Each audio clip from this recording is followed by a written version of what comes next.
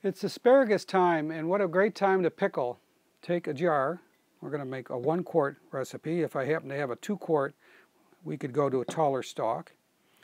For now, what I did is just measure up 1 length of asparagus, and then what I could do from this point forward is use this as a template and take the rest of them and cut them to length.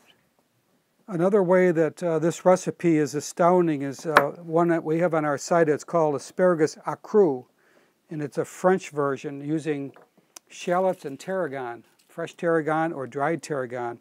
And all I can tell you is the French have that flavor down. It's a delicious kind of a licoricey taste.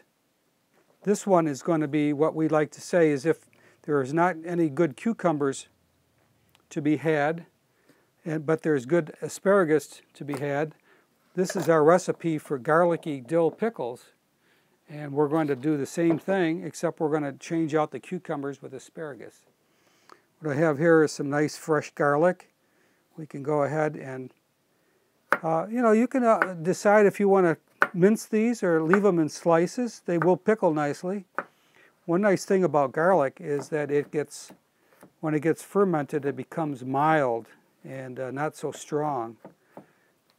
So what I can do now is just go ahead and add some of the garlic. We can go ahead and add our asparagus in. What I like to do then is to stand it up and then create a place for the dill to go.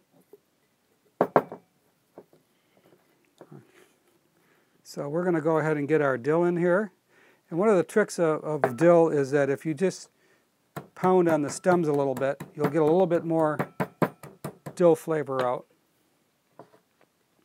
What I want to do here is get them in some fashion. If I had to do this recipe over again real quickly, I would cut those asparagus down just a little bit more. But we'll still get the same results. So what I'm going to do now is I had my brine. I put together, for here it's 4 cups with 2 tablespoons of coarse sea salt, and I made a nice standard brine. And we're going to go ahead and fill that up. When it gets near the top, we can actually begin to check to see if the cup is going to fit just the way we want it. Perfect.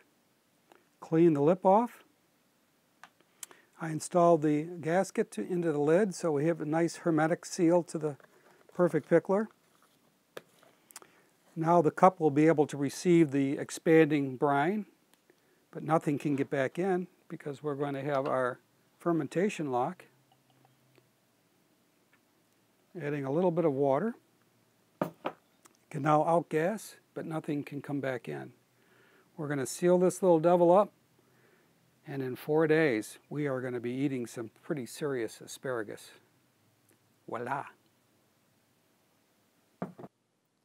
For more interesting tips and recipes, join our blog or follow us on Facebook and Pinterest.